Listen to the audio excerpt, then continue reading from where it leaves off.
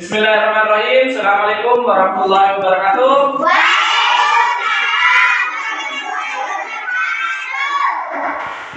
Pertama-tama marilah kita panjatkan puja dan puji syukur kehadirat Allah Subhanahu wa taala karena pada siang hari ini kita masih bisa berkumpul di kelas ini dalam keadaan sehat walafiat.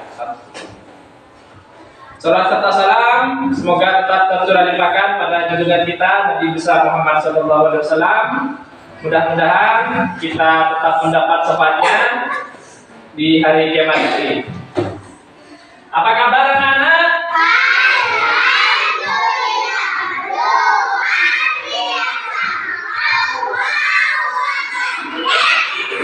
Kelas 4.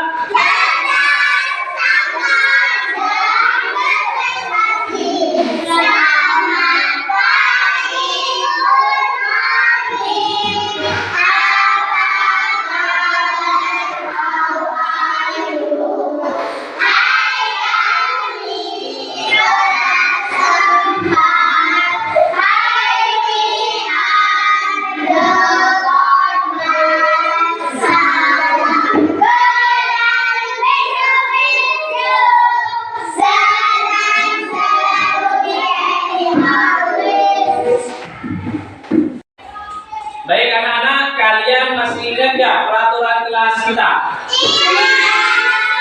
Ada yang bisa menyebutkan? Menjaga ketertiban kelas, menghormati sesama teman dan guru. Satu lagi, datang tepat waktu. Ada lagi? Apa? Mengembalikan barang-barang yang sudah dipakai. Mengembalikan barang pada tempatnya. Saya. Ya. Menjaga fasilitas kelas. Menjaga fasilitas kelas. Ada lagi? Saya. Ya, Tri. Mengikuti pelajaran dengan baik. Mengikuti pelajaran dengan Baik. baik. Ya, tepuk tangan buat kelas 4. Kalian masih ingat dengan peraturan kelas kita. Nah, dari yang telah kalian sebutkan, yaitu apa tadi?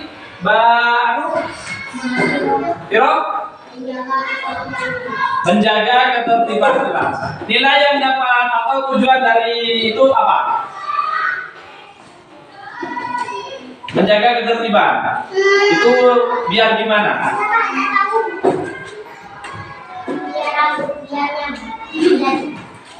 Belajarnya biar nyaman. Terus lagi, habis apa tadi? Mengembalikan barang pada tempatnya. Itu nilainya apa? Tujuannya agar tidak berantakan. Ya, dengan itu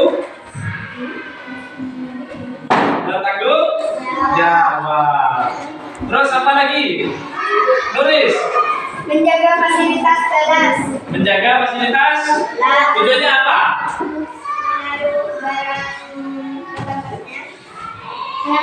Ya, menaruh barang pada tempatnya. Tanggung jawab. Terus yang belum? Ini Pak. Kamen datang tepat. Nilainya apa itu? Disiplin. Anak-anak tahu tidak keyakinan kelas? Apa itu keyakinan kelas? Sebuah nilai kebajikan yang kita buat bersama, yang bersifat universal, ya, untuk menciptakan suasana kelas yang yang nyaman, tertib, ya. Di mana keyakinan kelas itu kita buat bersama, kita sepakati bersama untuk kita lakukan bersama. Ya, Pak ini punya sebuah kertas. Kalian tulis keyakinan kelas apa yang akan kita yakini bersama, untuk kita patuhi bersama. Ya, kalian tulis satu keyakinan kelas tiap anak. Bisa ya? Bisa. Silakan.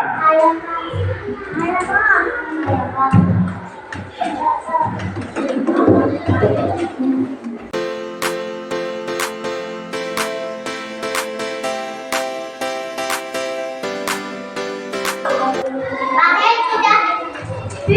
Yuk, tulis.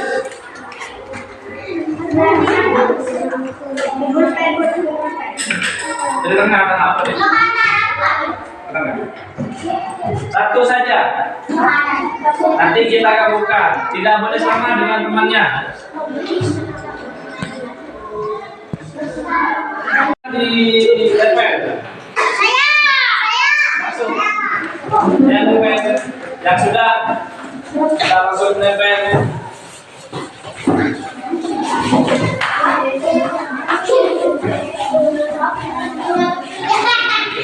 Bergantian.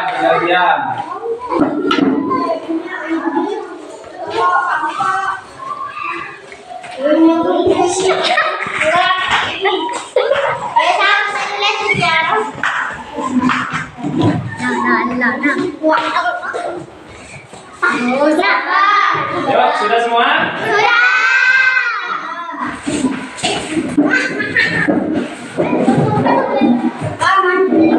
Dari peraturan kelas ini nanti kita akan ubah menjadi sebuah keyakinan kelas yang harus kita taati bersama, ya. Ada yang bisa membaca? Hafiz. Coba silakan dibacakan nomor 1. Bersikap baik dan jujur, saling menghormati, melakukan yang terbaik, belajar dan bermain dengan aman. Ya, terus ini.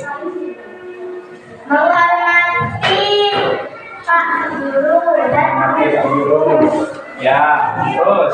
bersikap baik dan nyaman, menjaga ketertiban kelas, belajar dengan nyaman di kelas, mengikuti peraturan dengan baik, Ya. tidak boleh bertengkar, menghormati teman dan guru, tidak boleh membuli.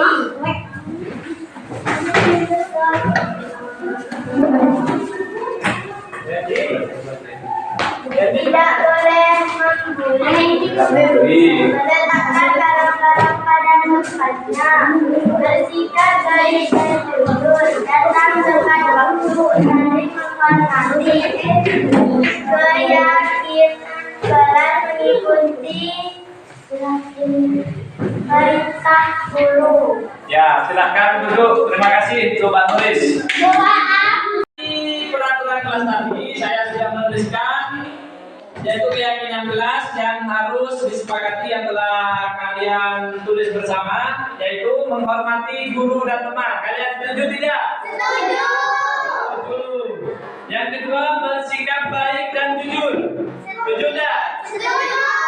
Setuju. Yang ketiga, hadir tepat waktu. Setuju. Nah, ini biasanya siapa yang sering telat ini? Bila. Ya. Ya, yang keempat, menjaga fasilitas kelas. Ya, jadi kita harus menjaga semua fasilitas yang ada di dalam kelas kita, ya. Terus yang kelima, disiplin. Ya, masuknya, pulangnya. Terus yang keenam, mandiri. Jadi mandi sendiri. Ya. Itu mandiri, tidak tergantung pada orang lain. Terus yang ketujuh, menjaga kebersihan, ya. Setuju? Kalau setuju, silahkan kalian bisa tanda tangani. Silakan maju satu persatu dengan membawa bolpen. Itu tujuh. Ya, silakan.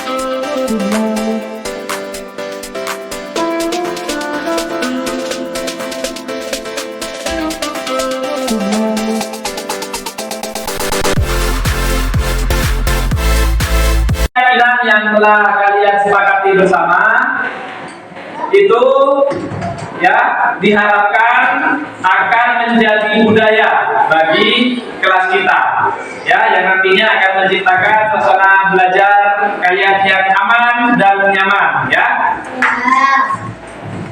Mungkin itu saja yang bisa saya sampaikan, kurang lebihnya saya mohon maaf. Bila taufik wal hidayah. Wassalamualaikum warahmatullahi wabarakatuh.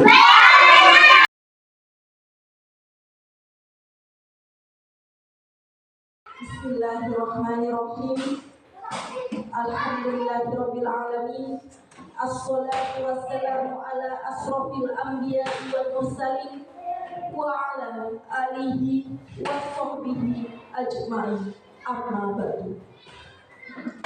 Yang terhormat Kepala UPTD SPM SDN Jetis 3, yang kami hormati Bapak beserta Ibu Guru UPTD SPM SDN Jetis 3 yang berbahagia. Assalamualaikum warahmatullahi wabarakatuh. Waalaikumsalam warahmatullahi wabarakatuh.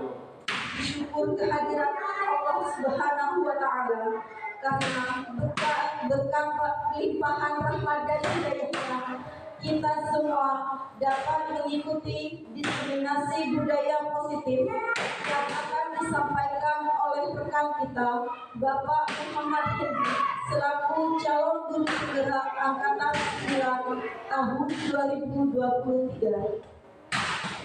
Salawat dan salam semoga tetap tercurah limpahkan kepada junjungan kita Nabi Muhammad SAW yang telah membawa kita dari zaman jahiliyah menuju zaman yang terang benderang ini, yakni ad-dinul Islam.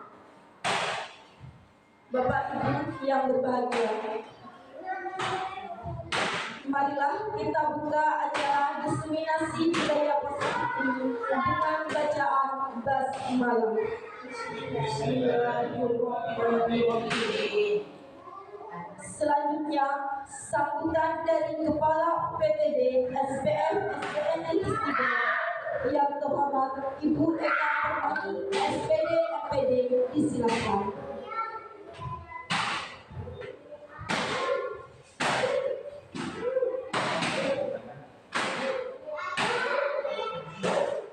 Bismillahirrahmanirrahim. Assalamualaikum warahmatullahi wabarakatuh. Waalaikumsalam warahmatullahi wabarakatuh. Bismillahirrahmanirrahim. Assalamualaikum warahmatullahi wabarakatuh. Saya Ilham Muhammadin ala alihi ala usadri Rasul Abi wa bidatan min asali al-qur'an. Yang saya hormati rekan-rekan guru dan juga penjaga, juga ini ada teman-teman juga dari Jetis 1 dan Jetis 2, Pak dan Bapak Suni. Alhamdulillah kita panjatkan kepada Allah SWT kalau pada hari ini kita bisa berkumpul di sini dalam rangka diseminasi budaya positif. Selawat serta salam senantiasa kita aturkan kepada junjungan kita Nabi besar Muhammad Sallallahu Alaihi Wasallam. Semoga kita akan selalu mendapatkan samaan dari beliau di akhir zaman nanti. Amin amin ya rabbal alamin. Pertama-tama saya ucapkan terima kasih kepada Bapak Hendi, Muhammad Hendi, yang hari ini sudah akan melaksanakan diseminasi budaya positif. Semoga ilmunya ini nanti akan bermanfaat bagi teman-teman, ya khususnya teman-teman SD Jetis 3 ini, bagi guru-guru dan juga bagi anak-anak di SD Jetis 3 ini. Ya, biar tambah maju lah. Ya alhamdulillah kita di sini sudah mendapatkan guru P3K, kedua-duanya juga maju sebagai guru penggerak. Memang harus, karena di sini kita adalah sekolah penggerak, ya satu-satunya sebagai sekolah penggerak. Kalau tidak ada guru penggeraknya kan kok sangat tidak masuk akal ya. Alhamdulillah ini sudah ada dua. Yang pertama yaitu Bu Novi Mutia Solusi, yang mana Bu Novi ini adalah guru penggerak angkatan ke-7 yang sudah lulus ya, sudah selesai loka kalian dan sudah mendiseminasikan ilmunya kepada kita semua ya. Juga sudah menularkan ilmunya ya, termasuk yang dari guru penggerak, termasuk juga itu mengenai RPP yang berdiferensiasi itu ya. Ya sekolah kita tidak tahu, tidak mengerti, ya sudah, alhamdulillah sudah agak paham, bukan tidak paham. Nah untuk sekarang Bapak Muhammad Hindi ini adalah angkatan yang ke-9. Masih berjalan berapa bulan? 2 bulan? Iya, 2 bulan. Ya, saya ucapkan terima kasih karena sudah mau berkompetisi, bisa mau maju berkompetisi. Karena kalau orang-orang muda ini memang harus mau maju ya, lain dengan yang tua-tua sudah pasrah dulu. Ikut aja sekolah penggerak, aduh gitu ya. Sudah tua, nggak bisa laptop gitu. Tapi kalau masih muda ini masih harus maju sesuai dengan kita kurikulum merdeka ini ya. Kita generasi apa? Generasi emas ya. Cerdas dan berprestasi itu milik kita. Itu diterapkan itu. Namanya orang generasi emas ya harus berprestasi dan cerdas berpikirannya seperti itu ya. Untuk guru penggerak ini saya rasa banyak segi positifnya. Jadi sekarang itu pengangkatan kepala sekolah kalau dulu itu pakai tes ya. Tes, ikut tes di sini, selesai tes biasanya dikirim ke Jogja seperti yang saya katakan itu, tesnya di Jogja. Setelah anak baru nanti dilaksanakan masih apa ya? Masih banyak pokoknya, masih panjang. Kalau yang guru penggerak ini, dari guru penggerak ini biasanya otomatis ya. Mungkin juga ada tesnya, tapi yang ditamakan adalah dari guru penggerak. Sekarang programnya harus dari guru penggerak. Kalau bukan guru penggerak tidak bisa ya, gitu. Ya harus menjadi kepala sekolah. Kemarin juga begitu untuk pengawas harus dari guru penggerak, itu aturannya. Tapi pada kenyataannya setelah tes ya, setelah disaring lolos, mau dilantik, ditanyakan supervisi, yang calon pengawas tidak tahu, buruk pasti. Jadi program pengawas itu tidak jadi dilantik karena tidak paham. Mau jadi pengawas tidak paham supervisi. Harusnya dari guru penggerak dulu kalau menurut saya. Setelah itu baru ke kepala sekolah, baru ke pengawas. Nah, kalau sudah jadi kepala sekolah kan sudah tahu supervisi itu seperti apa, bagaimana, IPS itu apa. Saya dulu waktu tes jadi kepala sekolah itu tidak mengerti. Banyak tidak tahu apa IPS itu. Jadi setelah jadi kepala sekolah baru paham. Tapi kalau jadi guru penggerak langsung pengawas kalian, biasanya itu disepelekan oleh KS-KS yang sudah berpengalaman. Jadi mungkin peraturannya akan berubah lagi nantinya. Jadi kalau teman-teman sekarang ini yang jadi terutama yang dari guru penggerak, kalau saya akan melaksanakan supervisi, jangan menolak, usah bu, jangan seperti itu. Soalnya pengalaman ya, nanti akan menjadi kepala sekolah akan melaksanakan supervisi, jadi tidak usah takut. Coba supervisi ya. Saya rasa hanya itu yang bisa saya sampaikan. Saya ucapkan terima kasih untuk Pak Muhammad Hindi. Selamat menjadi guru penggerak. Namanya guru penggerak yang tergerak, bergerak dan menggerakkan. Ya, teman-teman digerakkan juga nantinya. Ya, ilmunya ditularkan kepada teman-teman, jangan disimpan sendiri ya. Hanya itu yang bisa saya sampaikan. Assalamualaikum warahmatullahi wabarakatuh. Saya balikan ke moderator, monggo.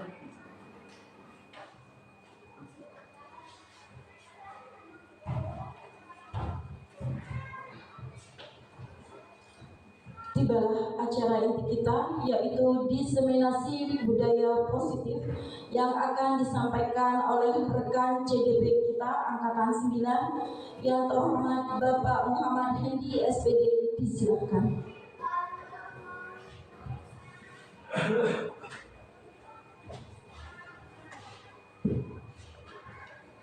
Bismillahirrahmanirrahim. Assalamualaikum warahmatullahi wabarakatuh. Yang terhormat Ibu Kepala Sekolah SD Negeri Jetis 3, yang saya hormati Mas, WA Mas. Bapak Ibu Dewan Guru SD Negeri Jetis 3. Saya di sini hanya menyebarkan pemahaman dan pengalaman, yaitu tentang budaya positif. Mohon maaf Bapak Ibu, bukan bermaksud untuk menggurui, tapi hanya menyebarkan pemahaman dan pengalaman saya.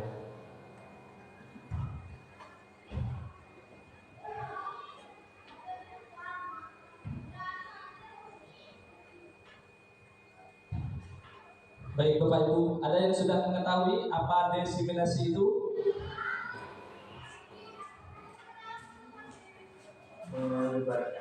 Iya betul, menyebarkan, menularkan. Itu diseminasi.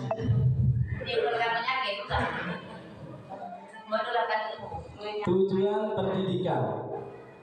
Yang pertama, menurut Ki Hajar Dewantara, tujuan pendidikan adalah menuntun segala kodrat anak agar mereka dapat mencapai keselamatan dan kebahagiaan yang setinggi-tingginya, baik sebagai manusia maupun sebagai anggota masyarakat.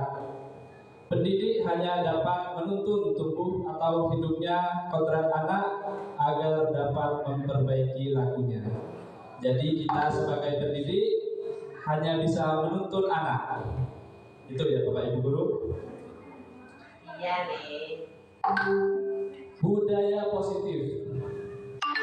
Budaya positif adalah nilai dan kebiasaan di sekolah yang berpihak kepada murid agar mereka dapat berkembang menjadi pribadi yang kritis, penuh hormat, dan bertanggung jawab sesuai profil pelajar Pancasila.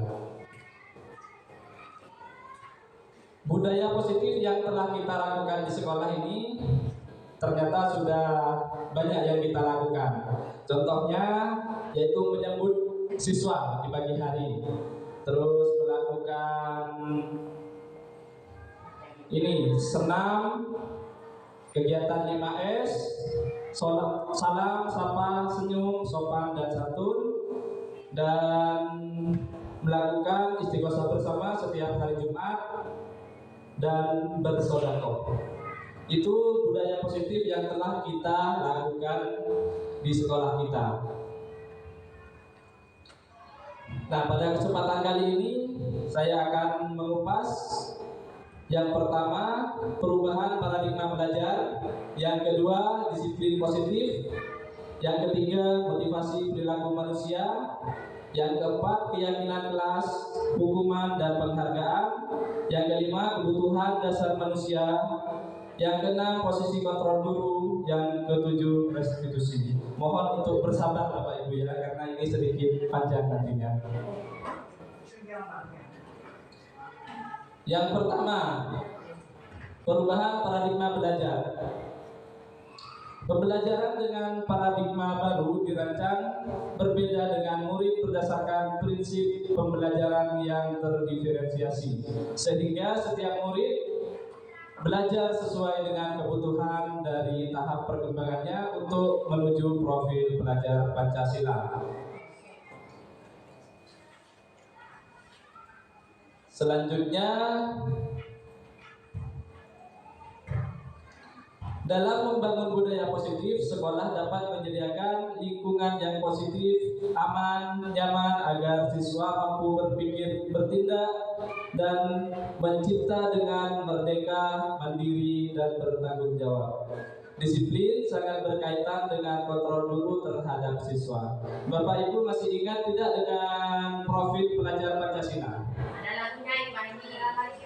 Ya, mari kita bernyanyi bersama pakai lagu biar kita mudah menghafal profil pelajar Pancasila.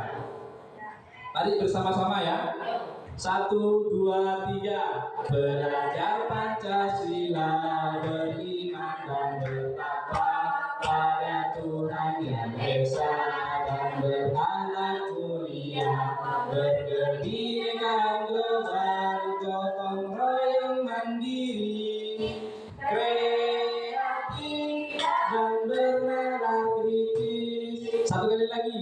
Belajar Pancasila, beriman dan bertakwa pada Tuhan Yang Esa dan berakhlak mulia, berkebinekaan global, gotong royong mandiri, kreatif dan bernalar tipis.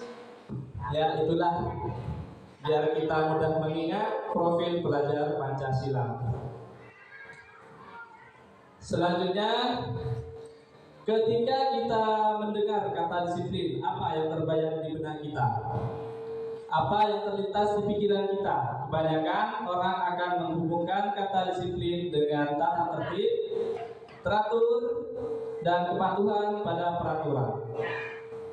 Kata disiplin sering dihubungkan dengan hukuman, padahal itu sungguh berbeda. Karena belajar tentang disiplin positif tidak harus dengan memberi hukuman.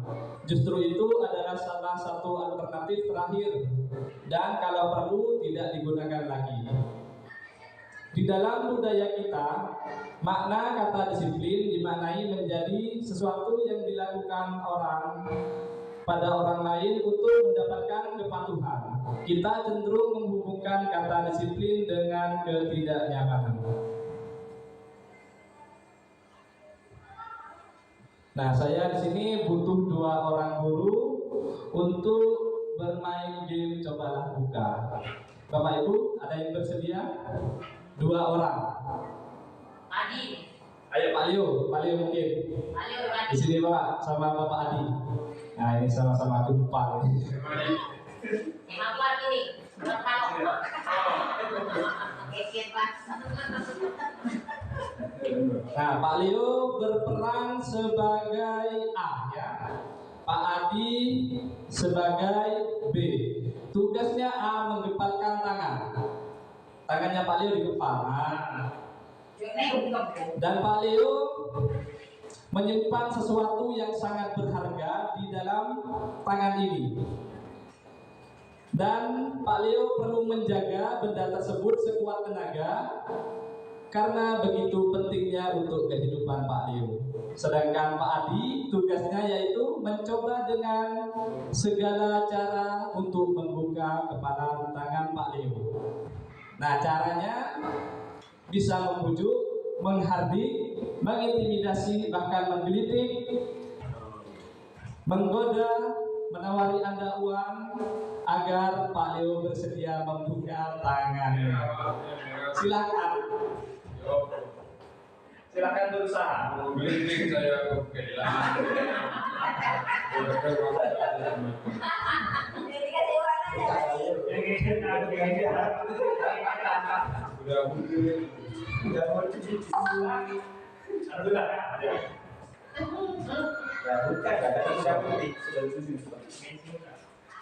Tetap di sini Pak.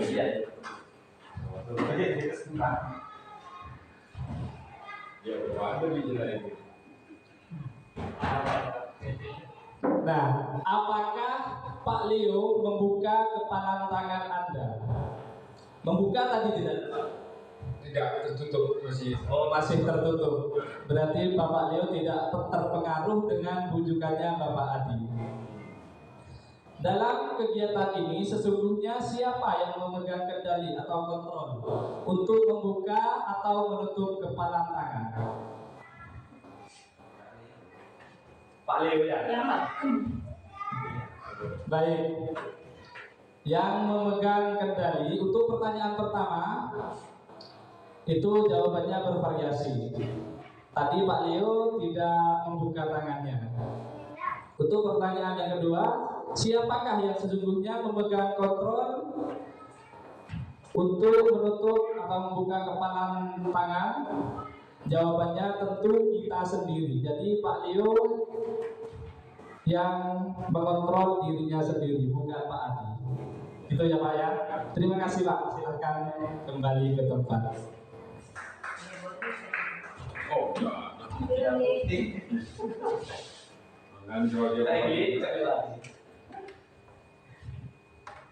Menurut Dr. William Glasser dalam kontrol teori, ilusi guru mengontrol murid.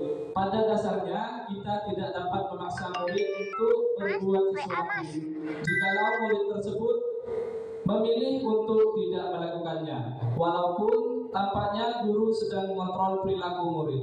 Hal demikian terjadi karena murid sedang mengizinkan dirinya dikontrol. Yang kedua, ilusi bahwa semua penguatan positif efektif dan bermanfaat. Penguatan positif atau bujukan adalah bentuk kontrol. Segala usaha mempengaruhi murid agar mengulangi sesuatu perilaku tertentu adalah salah satu usaha untuk mengontrol murid tersebut. Dalam jangka waktu tertentu, kemungkinan murid tersebut akan menyadari dan mencoba untuk menolak bujukan kita, atau bisa jadi murid tersebut menjadi tergantung pada pendapat sang guru atau untuk berusaha. Yang ketiga, ilusi bahwa kritik dan membuat orang merasa bersalah dapat menguatkan karakter. Menggunakan kritik dan rasa bersalah untuk mengontrol murid menuju pada identitas gagal. Mereka belajar untuk merasa buruk tentang diri mereka. Mereka mengembangkan dialog diri yang negatif. Kadangkala sulit bagi guru untuk mengidentifikasi bahwa mereka sedang melakukan perilaku ini, karena seringkali guru cukup menggunakan suara halus untuk meyakinkan pesan negatif. Ilusi bahwa orang dewasa memiliki hak untuk memaksa. Banyak orang dewasa yang percaya bahwa mereka memiliki tanggung jawab untuk membuat murid-murid berbuat hal-hal tertentu. Apapun yang dilakukan dapat diterima selama ada sebuah kemajuan berdasarkan sebuah pengukuran kinerja. Pada saat itu pula orang dewasa akan menyadari bahwa perilaku memaksa tidak akan efektif untuk jangka waktu panjang, dan sebuah hubungan permusuhan akan terbentuk.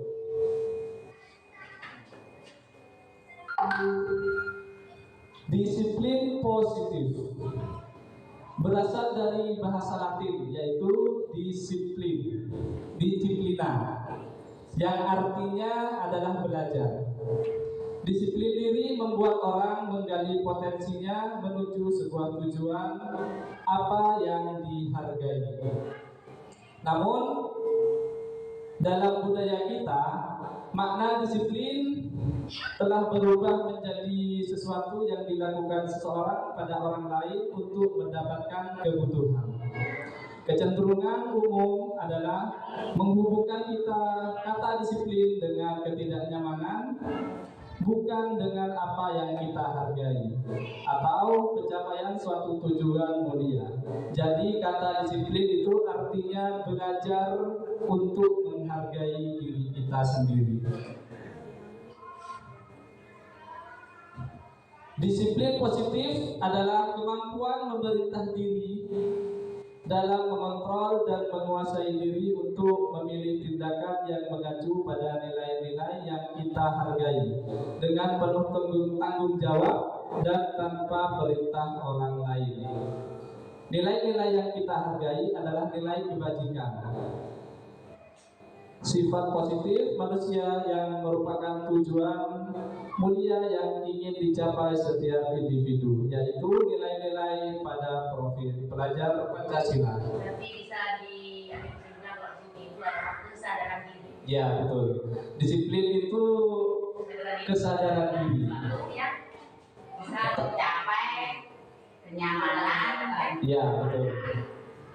Tanpa ada intimidasi dari luar.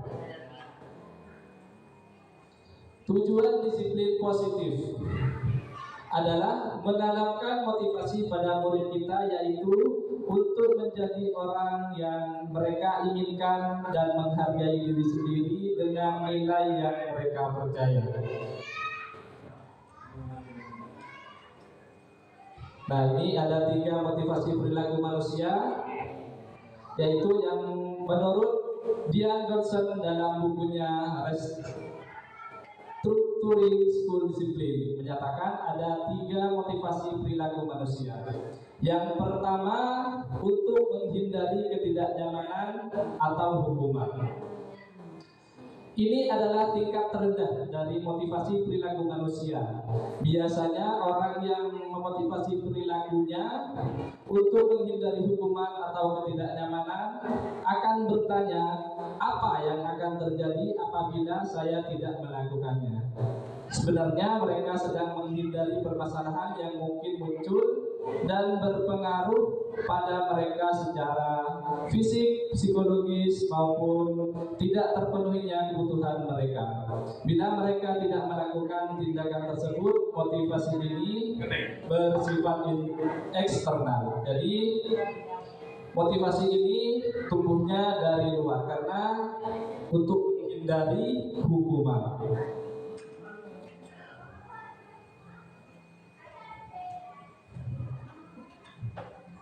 Selanjutnya,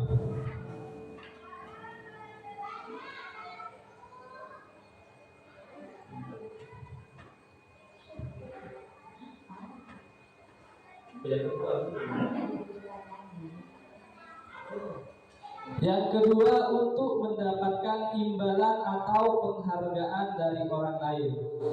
Ini muncul bukan dari dalam diri karena ingin mendapatkan imbalan. Ke alam. Satu tingkat di atas motivasi yang pertama. Di sini orang berperilaku untuk mendapatkan imbalan atau penghargaan dari orang lain. Orang dengan motivasi ini akan bertanya, apa yang akan saya dapatkan bila saya melakukannya? Mereka melakukan sebuah tindakan untuk mendapatkan pujian dari orang lain yang menurut mereka penting, dan mereka meletakkan dalam dunia berkualitas mereka. Mereka juga melakukan sesuatu untuk mendapatkan hadiah, pengakuan, atau imbalan.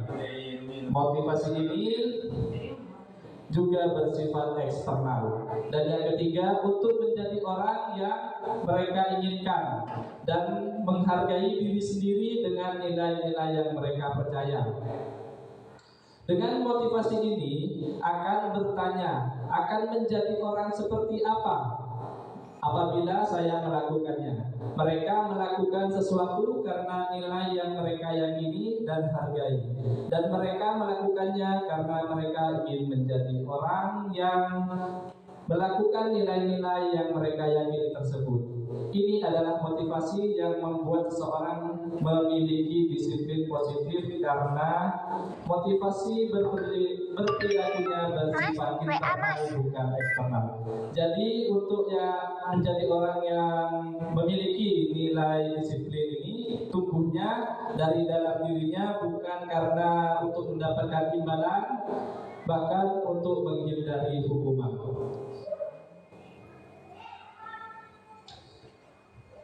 Nah, ini untuk motivasi eksternal, untuk menghindari ketidaknyamanan atau hukuman. Contoh kalimatnya, apa yang akan terjadi apabila tidak melakukannya. Yang kedua, mendapatkan imbalan. Apa yang akan saya dapatkan apabila melakukannya. Sedangkan yang tumbuh dari dalam diri kita, yaitu untuk menghargai diri, menjadi insan yang sesuai dengan harapan. Saya akan menjadi orang yang seperti apa bila saya melakukannya.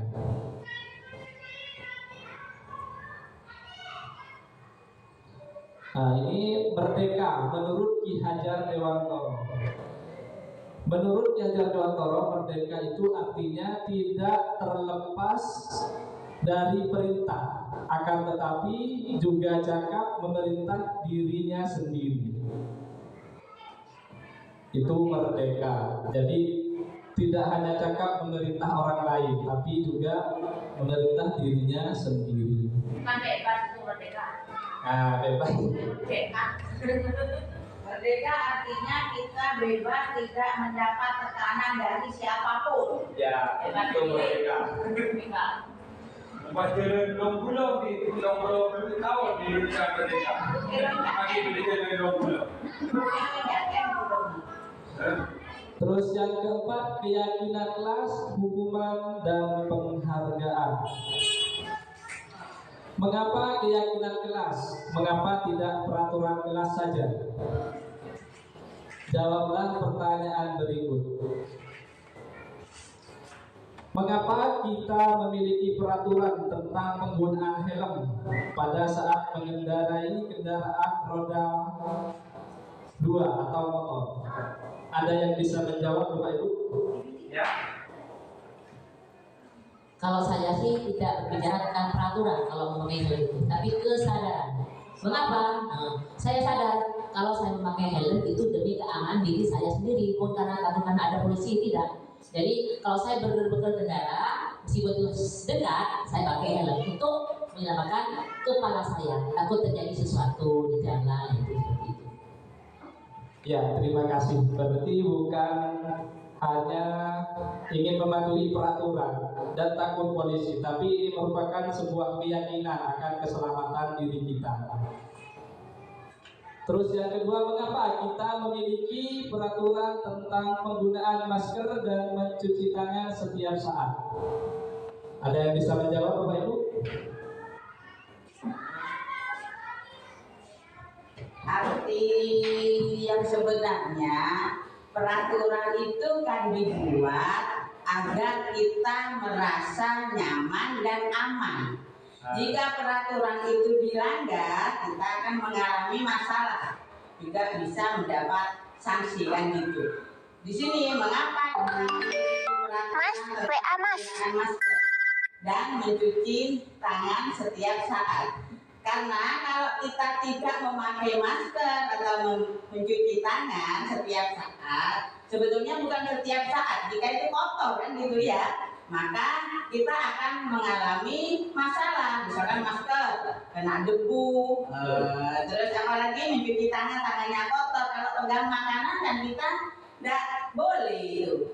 Gitu. Jadi peraturan itu dibuat agar kita merasa nyaman dan aman. Ya.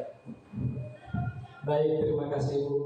Mengapa kita memiliki peraturan tentang penggunaan masker dan mencuci tangan setiap saat? Karena kita meyakini bahwa di sana ada sebuah nilai, yaitu kesehatan. Nah, itu untuk yang jawaban yang pertama untuk keselamatan, dan yang kedua untuk kesehatan dan keselamatan, terhindar dari penyakit. Nilai keselamatan atau kesehatan inilah yang kita sebut sebagai keyakinan, yaitu nilai kebaikan universal yang disepakati secara tersirat dan tersurat lepas dari latar belakang suku, negara, bangsa, maupun agama. Seorang yang akan lebih tergerak dan bersemangat untuk menjalankan keyakinannya daripada hanya sekedar mengikuti serangkaian peraturan tertulis tanpa makna.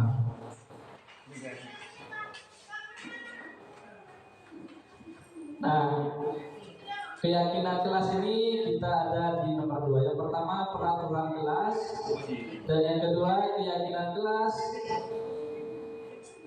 yang ketiga lingkungan positif, maka akan tercipta budaya positif.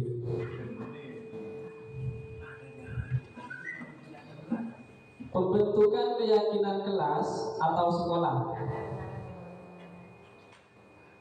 Keyakinan kelas bersifat lebih abstrak daripada peraturan yang lebih rinci dan konkret. Keyakinan kelas berupa pernyataan-pernyataan universal. Pernyataan keyakinan kelas senantiasa dibuat dalam bentuk positif. Keyakinan kelas hendaknya tidak terlalu banyak sehingga mudah diingat dan dipahami oleh semua warga kelas. Keyakinan kelas sebaiknya sesuatu yang dapat diterapkan di lingkungan sekolah. Semua warga kelas hendaknya ikut berkontribusi dalam pembuatan keyakinan kelas lewat kegiatan curah pendapat. Bersedia meninjau kembali keyakinan kelas dari waktu ke waktu. Jadi keyakinan kelas itu tergantung pada kondisi siswa.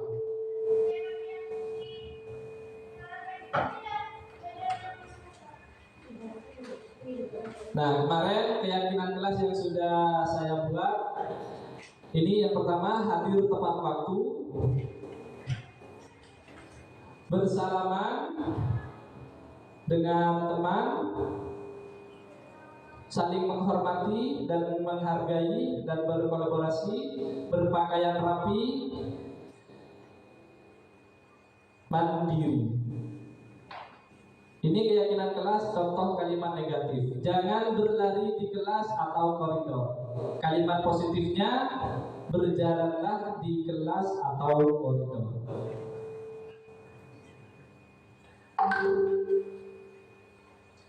Hukuman, konsekuensi, dan restitusi.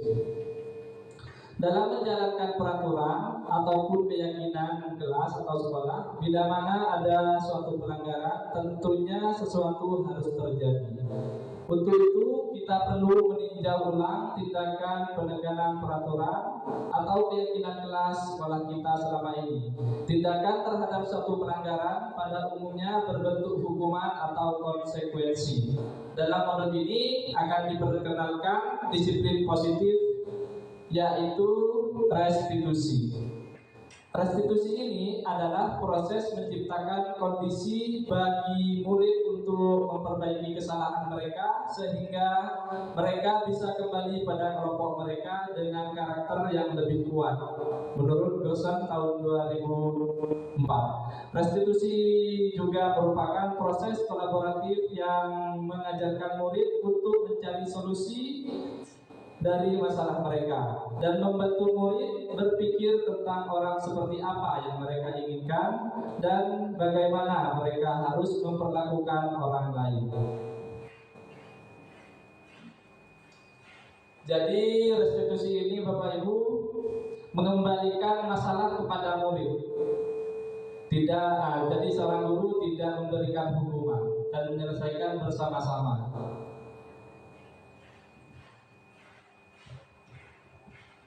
Hukuman, konsekuensi. Sebetulnya hukuman itu selama bersifat mendidik itu tidak apa-apa, karena anak itu biar tahu apa yang dilakukan tadi itu salah, tidak boleh diulangi lagi. Sifatnya mendidik. Teman yang lain bisa memperhatikan dengan kesalahan dia, nggak niru-niru gitu mungkin kalau pendapat saya. Jadi itu karena takut bagi teman yang lain untuk melakukannya, bukan tumbuh dari dalam dirinya sendiri. Kembali ke keyakinan tadi. Iya. Karena merasa takut. Iya, kalau murid itu nggak boleh memberi hukuman, itu sepertinya kayak kurang pas. Karena hukuman itu yang harus diberikan guru yang bersifat mendidik gitu. Itu kan sudah banyak kejadiannya. Jadi kalau guru memberikan hukuman pada siswa, itu banyak wali murid tidak terima. Di zaman sekarang itu tidak terima. Apa dia cuma belajar sendiri, ambil biar orang tuanya mendidik, cuma ngajarin TV, nyari sekolah TV, ijazah TV. Kalau bersifat Kita mendidik, jangan berbicara positifnya saja Pak Adi. Jadi kita bicara positifnya, negatifnya begitu. Jadi apakah peraturan ini kan buatan manusia, apakah perlu dilanggar kan gitu ya? Nah, istilahnya peraturan ini terlalu ketat kami dilanggar kan gitu. Pasang dengan peraturan seperti itu. Gitu. Nah, yang terjadi di lapangan itu yang sulit-sulit dulu, mau jalan-jalan lah. Kalau istilahnya yang bagus jalan enak. Kadang-kadang kita mendapatkan kendala yang seperti ini gitu. Di lapangan itu mendapatkan kendala seperti ini. Kita memberikan hukuman yang begitu istilahnya mendidik, istilahnya memukul pakai istilahnya benda atau di paha gitu ya. Jadi tidak terlalu keras, tapi wali murid orang tua dia tidak terima. Tidak terima. Iya, tidak terima dengan seperti itu. Bagaimana solusinya untuk jalan keluarnya supaya yang enak itu bagaimana? Apakah kita mengadakan atau mengumpulkan wali murid yang siswanya yang masuk di sini itu untuk dibicarakan bagaimana? Ya menurut saya Bapak, kita gunakan restitusi, yaitu segitiga restitusi. Kita tanya dulu, kenapa mereka bisa berbuat seperti itu. Kemudian kita tanyakan keyakinan. Dan yang terakhir, jadi nanti masuk di segitiga restitusi ke sana. Begini Pak, seandainya seorang guru itu kan yang namanya ada problem di rumah. jangan dibawa. Ya betul, jangan dibawa itu ya. Tapi bagaimana caranya? Bagaimana caranya untuk mengatasi dengan dibawa? Itu. Apakah kita di kantor, kita duduk, siswa dibiarkan begitu, Kita ngajar di desa loh, bukan di kota. Kita ngajar di desa. Kadang-kadang anak itu naik ke bangku, naik begini gitu ya. Saya mau jawab. Jadi terbawa emosi kita.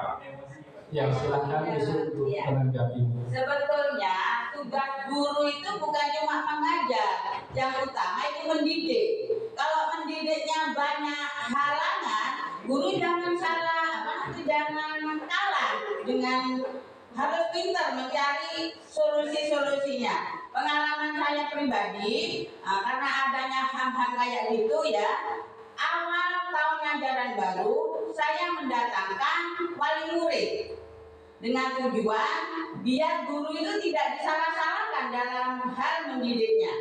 Jadi diadakan kesepakatan bahwa tugasnya guru ini bukan cuma mengajar, tapi mendidiknya yang lebih berat. Kalau mengajar, anak bisa belajar dari lewat YouTube apa gitu, baca-baca, tapi mendidiknya itu yang terberat. Akhirnya waktu itu ada kesepakatan dari pihak guru juga dari orang tua bahwa di dalam pembelajaran khususnya di kelas 6 saya punya aturan kayak gini demi tercapainya tujuan kita bersama, terutama anak memiliki alat mulia dan memiliki ilmu pengetahuan yang sesuai tuntutannya. Kesepakatan itu akhirnya terjadi. Jadi malah orang tua beliau anak-anak tadi wali murid menyampaikan, sudah Bu Guru, saya pasrah ke Bu Guru urusan pendidikan yang ada di sekolah. Misalkan anak sampean nakal, apakah sampean sakit hati bila saya cubit, tapi cubitannya itu cubitan yang sifatnya mendidik dan terarah gitu. Akhirnya mereka pasrah, tidak menyalahkan. Jadi saya berani pas menentukan apa yang aturan saya buat di kelas gitu. Ini Ibu, masalahnya yang saya tanyakan ini, seandainya seorang pendidik itu punya masalah di rumah, Ya. bagaimana? Apakah kita perlu mengajar? Apakah kita perlu istirahat di kantor? Ya. Ini takutnya namanya siswa ya, kita mendidik di kelas rendah. Ya. Itu kadang-kadang naik di bangku. Jadi emosi kita emosi kita terbawa di waktu itu. Sudah di rumah punya masalah, di sekolah ada masalah seperti ini. Saya Silakan. Pengalaman saya pribadi Pak Dio ya. Pengalaman saya pribadi, namanya manusia itu banyak masalah Pak Dio. Baik di rumah, di lingkungan, juga di sekolah. Tapi saya berusaha untuk memilah-milah kapan masalah itu saya bawa. Misalkan masalah rumah, itu waktu saya ke sekolah itu saya lepas. Nanti urusan rumah saya selesaikan. Karena waktu saya sekarang bukannya di sekolah, saya fokus untuk di sekolah. Insya Allah dengan seperti itu kok berjalan. Kalau namanya masalah, ambruk kali. Kita menemukan masalah gitu. Iya. Kita sudah ada masalah di rumah.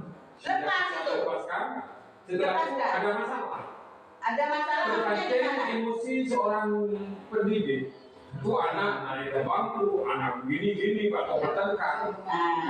Iya betul ya, itu Pak Leo. Solusinya Kita yang sudah niatan mau ke sekolah, mau mengajar, mau mendidik, kan gitu ya. Ya usahakan sudah itu.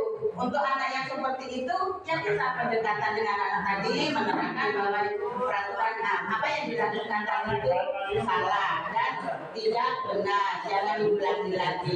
Tahan emosi. Kita sebagai seorang guru harus prima di mana aja. Maksudnya baik di rumah, di lingkungan, di sekolah, itu kalau saya pribadi. Maaf Pak Leo, mungkin iya sampai Bu bisa, tapi kita kalau mau belajar, insya Allah bisa.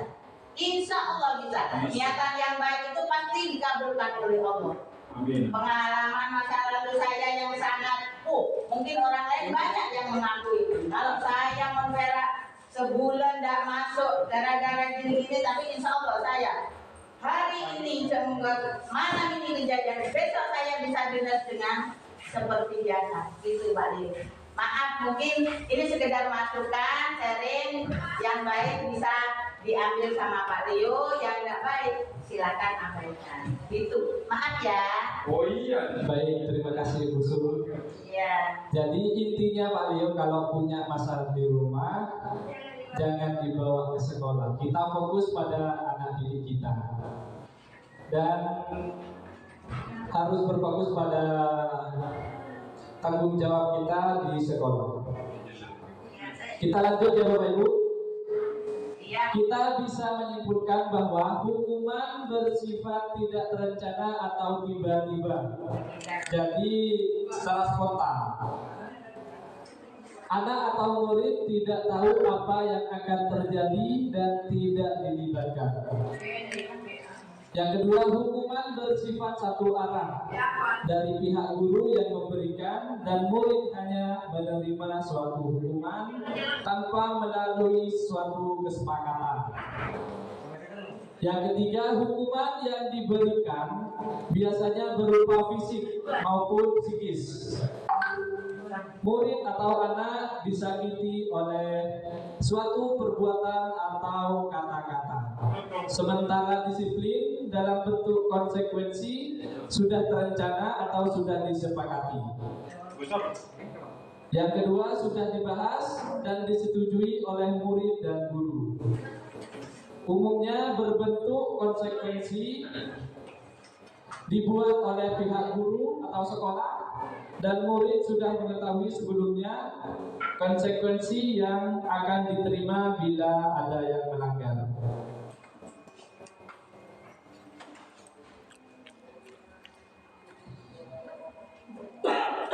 Nah, untuk melaksanakan budaya positif, kita harus memahami 5 kebutuhan dasar manusia.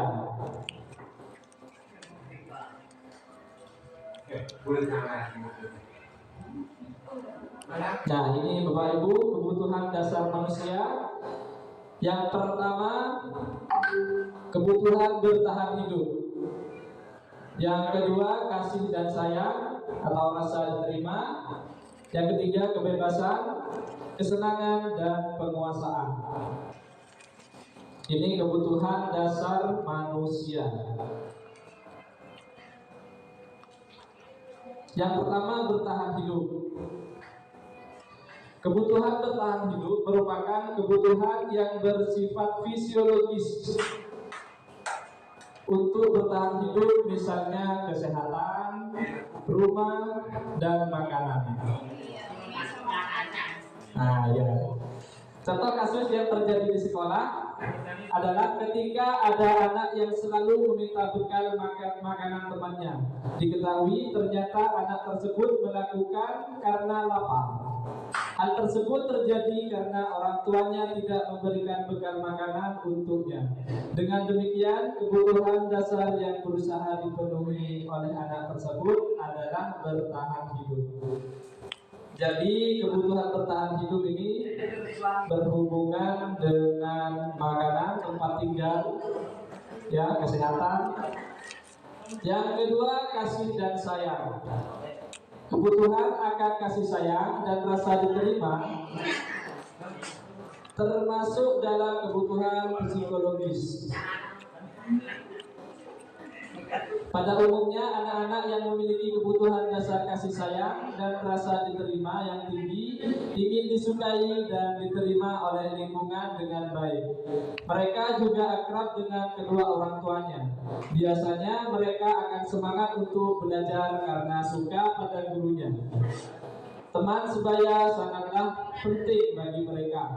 Mereka juga biasanya suka bekerja dalam kelompok. Contoh kasus yang terjadi di sekolah, misalnya ketika seorang anak yang membuat masalah untuk mendapatkan perhatian dari teman, guru maupun orang tuanya, maka kebutuhan dasar yang sedang dipenuhi oleh anak tersebut adalah kebutuhan akan kasih sayang atau rasa diterima.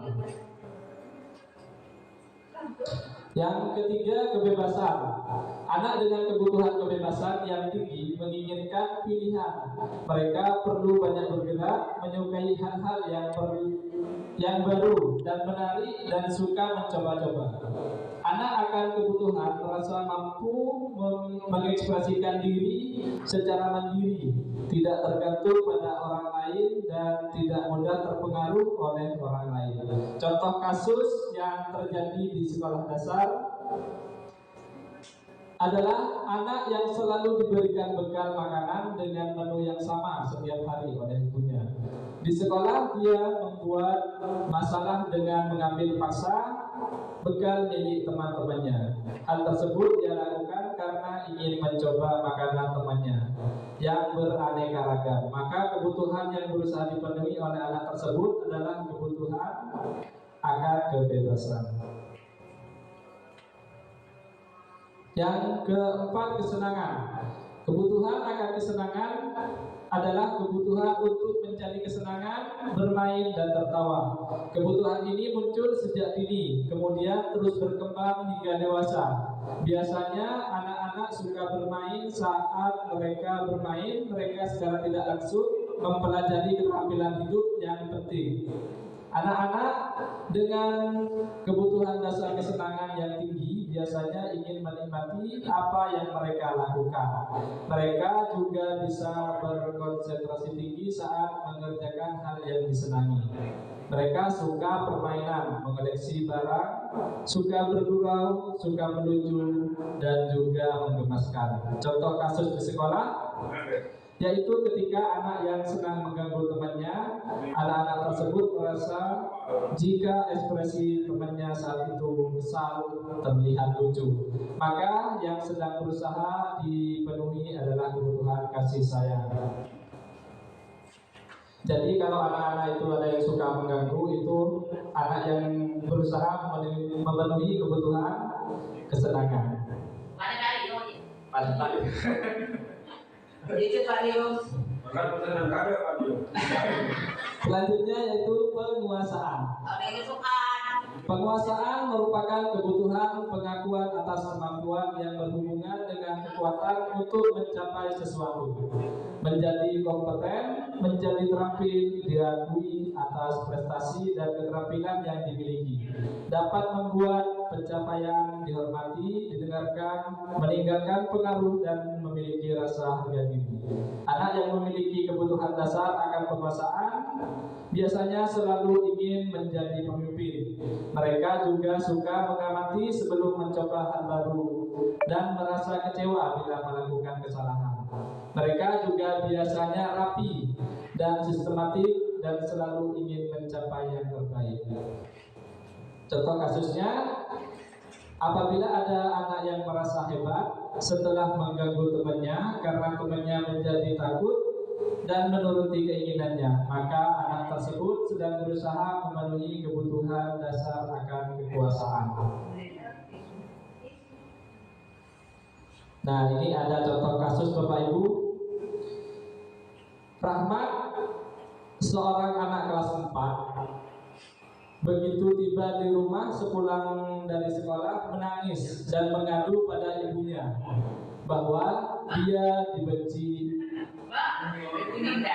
pada Ibu Nida gurunya. Menurut Anda, kebutuhan apa yang berusaha dipenuhi oleh Rahmat jika jawabannya seperti ini? Bila Anda berada dalam posisi Ibu Nida dan mendengar informasi dari Ibu Rahmat tentang perasaan Rahmat hari itu, apa yang akan Anda lakukan pada Rahmat besok ketika Rahmat masuk sekolah agar kebutuhan Rahmat dipenuhi? Nih jawaban Rahmat.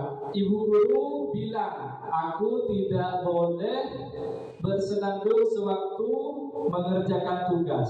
Katanya kelas harus tenang, tidak ada suara, kan seru jadinya. Nah, jadi ini kebutuhan apa yang berusaha dipenuhi oleh Rahmat? Ada yang bisa menjawab? Dari 5 kebutuhan tadi, ada kebebasan, kasih sayang. Yang kedua, ibu guru tidak menyapaku hari ini, padahal aku pakai jepit rambut baru. Nah, Rahmat ternyata perempuan ini, pakai jepit baru. Nah, ini kebutuhan apa yang berusaha dipenuhi oleh Ini butuh perhatian. Yang pertama itu tadi. Kebebasan. yang pertama kebebasan. Disimpan dulu jawabannya. Terus yang kedua kasih sayang. Soal nomor 3 ini Bapak Ibu. Aku bosan. Masa belajarnya cuma gitu-gitu aja. Dengerin ibu guru aja. Ini kebutuhan apa yang berusaha dipenuhi oleh Rahmat? Kebebasan. Ya. Yang keempat, aku sebel. Gambarku tidak rapi. Malah ibu guru nunjukin ke teman-temanku di depan kelas. Aku sebel. Butuh kasih sayang. Coba kita lihat jawaban Bapak Ibu. Nah, yang pertama adalah kesenangan. Ibu guru bilang aku tidak boleh bersenandung. Itu Rahmat membutuhkan kesenangan. Yang kedua, ibu guru tidak menyapaku hari ini, padahal aku pakai jepit rambut baru. Kasih sayang dan rasa diterima. Nah, yaitu Rahmat ternyata perempuan ini. Paling tidak. Benyong. Yang ketiga, aku bosan masa belajarnya cuma gitu-gitu aja. Ini Rahmat ingin bebas. Yang keempat, aku sebel gambarku tidak rapi, malah ibu guru menunjukin ke teman-temanku di depan kelas. Ini penguasaan. Yang keenam Bapak Ibu, posisi kontrol. Kita sebagai guru. Nah, ini yang sudah dibahas tadi sama Ibu Sum dan Bapak Ibu. Yang pertama, penghukum. Yang kedua, pembuat merasa bersalah. Yang ketiga, posisi kontrol kita sebagai guru. Yang keempat, pemantau. Dan yang terakhir, yang kelima, manajer. Penghukum. Nah, seorang penghukum biasanya menggunakan hukuman fisik ataupun verbal. Orang yang menjalankan posisi penghukum senantiasa mengatakan bahwa sekolah memerlukan sistem atau alat yang dapat lebih menekankan murid-murid lebih dalam lagi. Penghukum biasanya bernada suara tinggi, bahasa tubuh, mata melotot, dan jari menunjuk-nunjuk menghardik. Nah, itu hasilnya kemungkinan murid marah, takut, ya, dan mendendam atau bersifat agresif. Bisa jadi sesuatu kembali duduk. Murid tersebut akan mencoret-coret bukunya atau meja tulisnya. Lebih buruk lagi, sepulang sekolah murid melihat motor atau mobil Bapak Ibu dan akan menggores kendaraan Bapak Ibu. Jadi ini konsekuensinya kalau kita sebagai guru menjadi penghukum. Jadi anak-anak akan dendam ya. Terus selanjutnya, pembuat merasa bersalah. Pembuat merasa bersalah biasanya guru akan bersuara lebih lembut. Pembuat merasa bersalah akan menggunakan keheningan yang membuat orang lain merasa tidak nyaman atau bersalah atau rendah diri. Nah, pembuat merasa bersalah ini biasanya bernada suara yang memelas, halus atau sedih. Bahasa tubuh merapat pada anak. Hasilnya murid akan merasa bersalah. Bersalah telah mengecewakan ibu atau bapak gurunya. Murid akan merasa menjadi orang yang gagal dan tidak sanggup membahagiakan orang lain. Kadang-kala sikap seperti ini lebih berbahaya dari sikap penghukum. Nah, ini efeknya lebih bahaya lagi Bapak Ibu. Bisa bunuh diri. Nah, karena emosi akan tertanam rapat di dalam. Murid menahan perasaan, tidak seperti murid dalam dengan gurunya penghukum. Bisa kayak takut. di mana murid bisa menumpahkan amarahnya walaupun dengan cara negatif. Murid tertekan seperti inilah yang tiba-tiba bisa meletus amarahnya dan bisa menyakiti diri atau orang lain. Nah, bisa bunuh diri. Bisa bunuh diri. Karena amarahnya tidak keluar, tidak terlampiaskan. Tak boleh. Yang ketiga sebagai teman. Nah, ini yang baru ini. Nah, guru pada posisi ini tidak akan menyakiti murid, namun akan tetap berupaya mengontrol murid melalui persuasi. Posisi teman pada guru bisa negatif ataupun positif. Positif di sini berupa hubungan baik yang menjalin antara guru dan murid. Guru di posisi ini menggunakan hubungan baik dan humor untuk mempengaruhi seorang. Biasanya sebagai posisi teman ini nada suaranya ramah, akrab, bercanda, bahasa tubuh, merapat pada murid, mata dan senyum jenakan. Hasilnya murid akan merasa senang dan akrab dengan guru. Ini termasuk dampak yang positif. Hanya saja di sisi negatif murid menjadi tergantungan pada guru tersebut. Bila ada masalah, dia merasa bisa mengandalkan guru tersebut untuk membantunya. Akibat lain dari posisi teman ini hanya akan membuat sesuatu yang menyuruh adalah guru tersebut dan belum tentu berlaku pada guru yang lain. Jadi anak tersebut hanya mau disuruh oleh guru tersebut.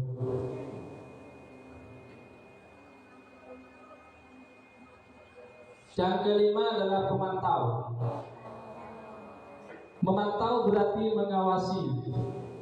Pemantau biasanya menggunakan suara datar, bahasa tubuh yang formal. Hasilnya, murid memahami konsekuensi yang harus diajarkan karena telah mendengar salah satu peraturan sekolah.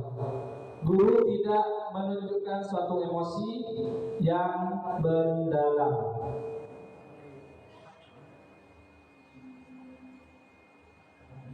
Yang kelima, manajer.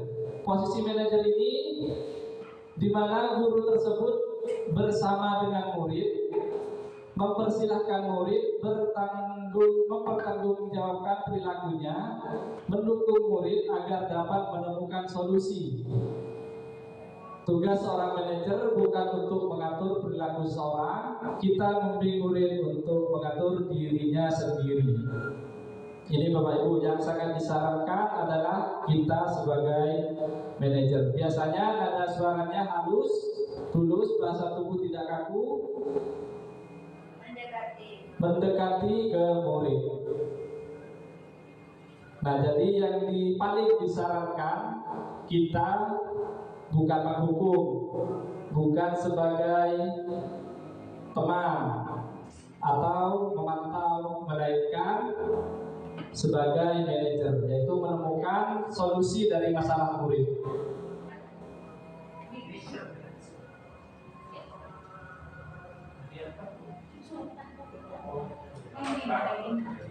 Nah, mari kita simak Bapak Ibu video 5 posisi kontrol.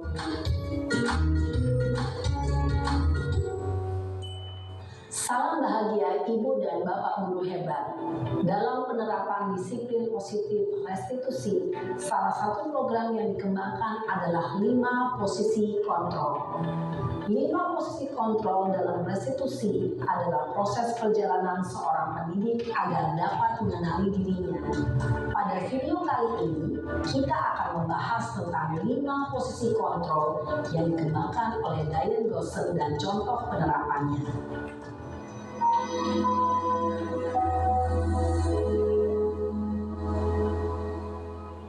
5 posisi kontrol itu adalah 1.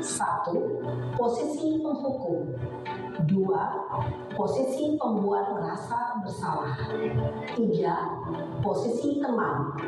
4. Posisi pemantau atau monitor. Dan 5. Posisi manajer.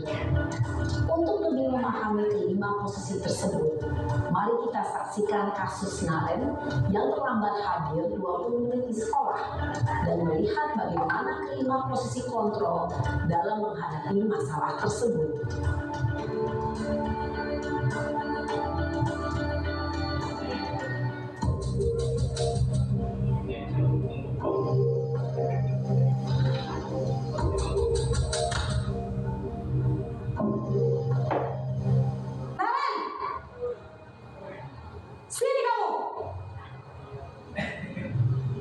Selamat pagi, Bu.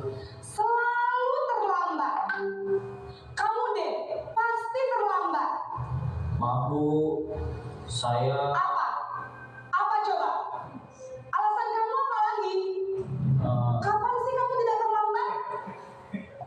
Malas sekali ya kamu jadi anak. Saya... Dasar pemalas. Gak kapok-kapok sih kamu. Sudah berapa kali terlambat? Sana, kamu keliling lapangan basket 2 kali. Kenapa saya harus keliling lapangan basket, Bu? Kenapa? Kamu melawan ibu. Berani-beraninya jawab. Sudah terlambat, masih berani jawab pula. Sekarang, keliling lapangan basket 5 kali sekalian. Biar kapok. Cepat.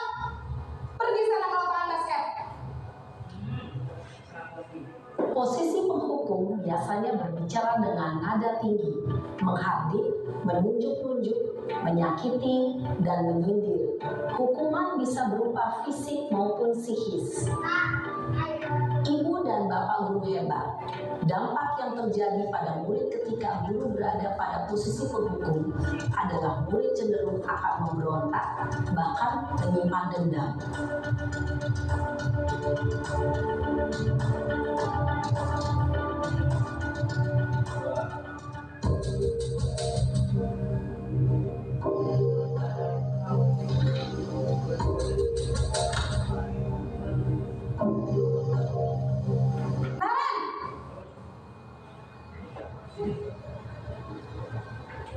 Selamat pagi, Bu. Naren.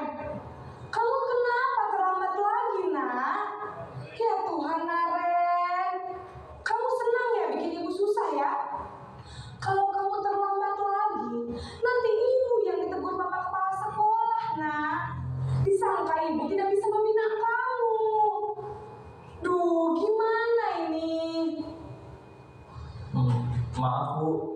Duh, Gusti Naren. Kamu suka ya kalau ibu ditegur bapak kepala sekolah? Terus, sekarang ibu harus tulis apa ini di buku absen? Ini kamu sudah sering terlambat loh. Ibu harus apa coba? Maaf, Bu. Maaf sekali. Ya sudah, lain kali jangan bikin ibu susah lagi ya, nak ya. Ibu tidak akan kuat lagi kalau kamu begini terus. Bisa jantungan kalau ibu ditegur bapak kepala sekolah. Sana cepat kelas. Maaf ya, Bu. Maaf sekali.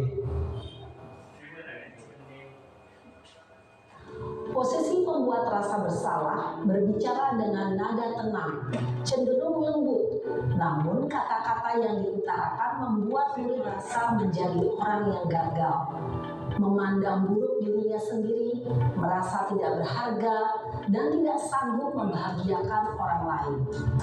Ketika guru mengambil posisi pembuat rasa bersalah, murid akan menganggap dirinya yang bersalah dan ia akan menyimpan emosi negatif tersebut di dalam dirinya.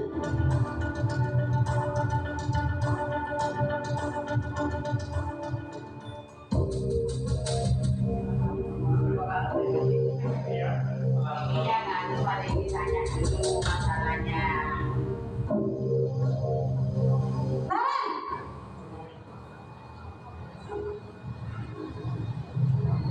Selamat pagi, Bu. Wah, sudah jam berapa ini, nak? Terlambat lagi ya, sayang?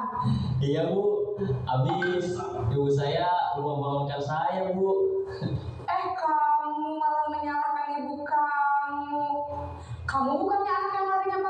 kencang. Kok terlambat sih? Iya Bu, saya memang terlambat bangun tadi. Jadi biarpun saya lari kencang, tetap gak kekejar Bu. Ya sudah sana, nanti lain kali larinya lebih kencang lagi ya, biar gak terlambat lagi. Bikin seneng ibu, demi ibu, bisa kan? Bisa lah Bu. Ya sudah sana masuk kelas, ibu beresin urusan absen kamu. Kamu ini ada-ada saja. Dalam posisi teman, guru berbicara dengan nada suara ramah, akrab, cenderung bersenda gurau untuk menjaga suasana tetap santai. Murid akan merasa senang, aman, dan akrab dengan guru. Identitas yang tercipta adalah identitas sukses atau hasil. Namun, perlu diingat, karena ini masih dorongan eksternal, maka ada faktor ketergantungan dari murid kepada orang tertentu. Di sini guru absennya, sehingga di lain waktu murid bisa berperilaku baik, namun hanya kepada orang-orang tertentu saja.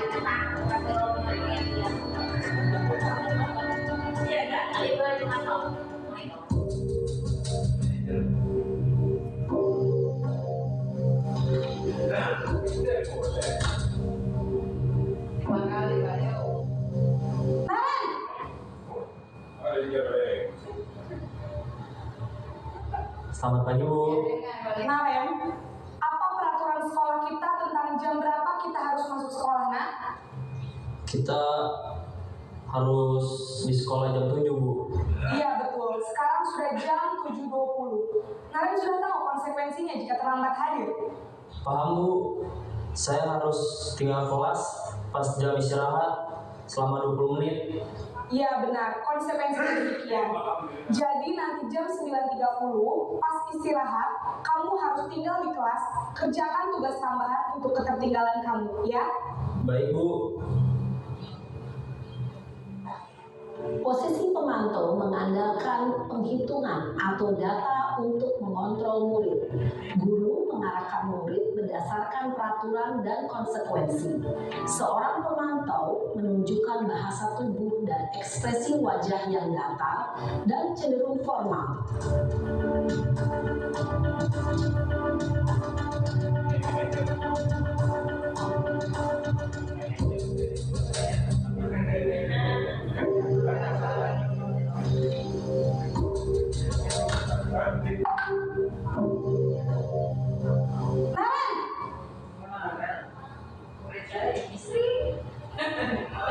Selamat pagi Bu.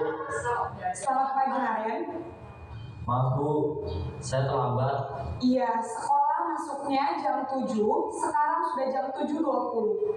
Jadi sekarang bagaimana ini Naren? Maaf Bu, saya lupa setel alarm saya semalam. Baiklah, menurut kamu, keyakinan sekolah yang mana yang perlu kamu tingkatkan? Menghargai diri sendiri dan orang lain mungkin ya Bu. Setuju. Jadi, apakah Naren meyakini prinsip saling menghormati tersebut? Iya Bu, saya meyakininya. Apakah Naren bersedia memperbaiki masalah keterlambatan ini? Bersedia Bu. Bagaimana kamu akan perbaiki masalah keterlambatan ini? Saya akan coba untuk tidak lupa menyetel alarm saya Bu. Baik, kalau Naren lupa menyetel alarm di rumah, ada orang yang kira-kira bisa bantu mengingatkan tidak? Ada Bu, kakak saya, Kak Emma. Ada lagi selain Kak Emma? Selain Kak Emma, ada ibu saya. Baik, jadi yang mengingatkan Naren adalah Kak Emma dan ibu kamu ya? Kira-kira akan mulai setel alarm kapan nih Naren? Setelah pulang sekolah, akan segera saya lakukan. Baik, jadi Naren akan setel alarm untuk bangun besok pagi dan akan diingatkan oleh kakak dan ibunda Naren ya. Ada lagi yang mungkin perlu dilakukan Naren agar tidak terlambat bangun lagi? Tidak ada Bu. Baik Naren, terima kasih untuk kerjasama kamu. Sekarang kamu perlu kembali ke kelas untuk belajar. Baik Bu, terima kasih.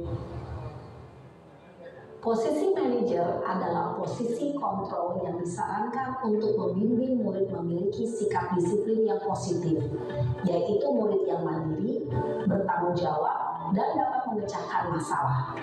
Tujuan dari posisi ini adalah agar murid dapat berefleksi atas tindakannya. Guru akan dengan tulus memberikan pertanyaan-pertanyaan bermakna sehingga membuat murid dapat belajar dari kesalahannya dan mencari sebuah solusi untuk menyelesaikannya. Ibu dan Bapak guru hebat, setelah mengamati adegan kelima posisi kontrol tadi, kira-kira posisi mana yang paling ideal? Posisi mana yang dapat menunjang motivasi intrinsik murid? Ya, tentu posisi manajer.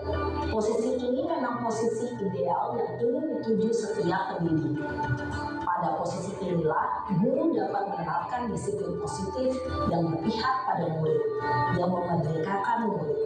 Perjalanan seorang pendidik tentunya tidak mudah untuk sampai pada posisi seorang manajer. Namun, tujuan kita pasti, yaitu menciptakan murid-murid yang mandiri, merdeka, dan bertanggung jawab. Semoga penggambaran 5 posisi kontrol yang telah diperlihatkan ini dapat menjadi ajang refleksi bagi kita semua, agar dapat terus mengasah dan menerapkan disiplin positif yang memerdekakan murid. Mari terus berlatih dan bersemangat. Selamat menerapkan. Salam dan bahagia Ibu dan Bapak guru hebat. Baik, jadi yang sangat disyaratkan dalam 5 posisi kontrol ini adalah sebagai manajer. Dan ini materi yang terakhir Bapak Ibu, yang ketujuh adalah segitiga restitusi,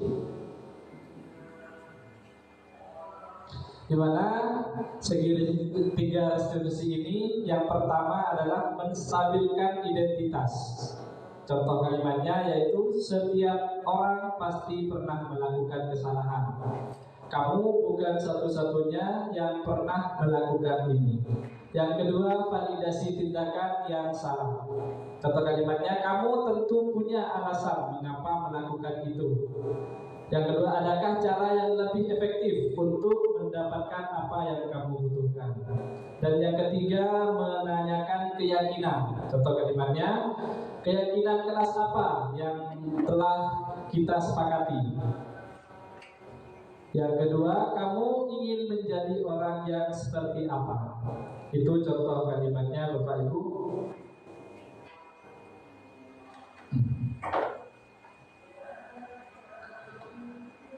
Terus selanjutnya, segitiga restitusi adalah proses menciptakan kondisi bagi murid untuk memperbaiki kesalahan mereka sehingga mereka bisa kembali pada kelompok mereka dengan karakter yang lebih kuat.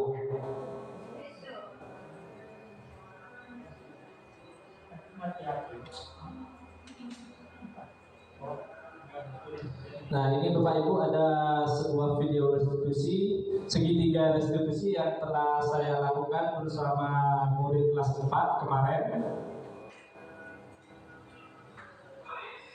Tulis, kamu tahu tidak apa restitusi? Iya Pak, saya tahu. Kenapa? Karena saya akan membuat ini menulis. Ini, coba ceritakan kronologinya seperti apa? Nulis mengajar saya Pak. Apabila saya tidak memberi uang, saya tidak akan belajar menulis. Apakah benar nulis seperti itu? Iya Pak, benar. Apa yang menyebabkan nulis bisa melakukan hal seperti itu? Uang saya sudah tidak cukup baru membeli makanan, tapi saya mesti beli makanan. Nulis tahu tidak kalau tindakan seperti itu termasuk tindakan yang tidak terpuji? Tahu Pak, tapi ini saya terpaksa melakukannya karena saya ingin membeli makanan, tapi uang saku saya tidak cukup.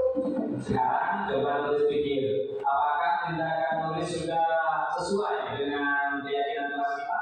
Tidak Pak, Menurut kamu, keyakinan kelas apa yang sudah kamu langgar? saling menghormati antar teman Pak. Nah, sekarang kira-kira apa yang akan dilakukan oleh nulis untuk menebus kesalahan kepada Aini? Saya akan meminta maaf kepada Aini dan saya berjanji tidak akan mengulangi itu lagi. Baiklah, kalau begitu, sekarang nulis minta maaf pada Aini dan tidak mengulangi lagi. Baik Pak. kasus kedua.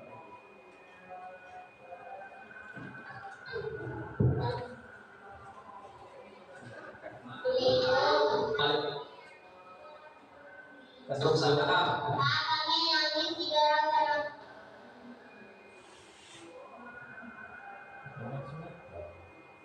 Internetnya. Putri. Dulu Putri. Ya Pak. Coba tolong lanjutkan. Lanjut saja ya Bapak Ibu ke tanggapan anak-anak ini. Nama saya Putri yang lain di kelas 4. Saya senang sekali berdiskusi dengan Kak Hendy untuk dapat mengendalikan diri dari amarah. Saya harus banyak belajar bersabar dan menghormati orang lain. Assalamualaikum warahmatullahi wabarakatuh. Nama saya Dewi Sabila Yeka, kelas 4. Saya senang sekali berdiskusi dengan Kak Hendy untuk menemukan solusi dari masalah yang saya alami. Saya berjanji tidak akan mengulanginya lagi. Baik Bapak Ibu, terima kasih sudah mengikuti sesi diseminasi ini. Saya selaku pemateri telah banyak kekurangan dan kesalahan dari penyampaian. Kurang dan lebihnya saya mohon maaf. Billahi taufiq wal hidayah. Wassalamualaikum warahmatullahi wabarakatuh. Waalaikumsalam warahmatullahi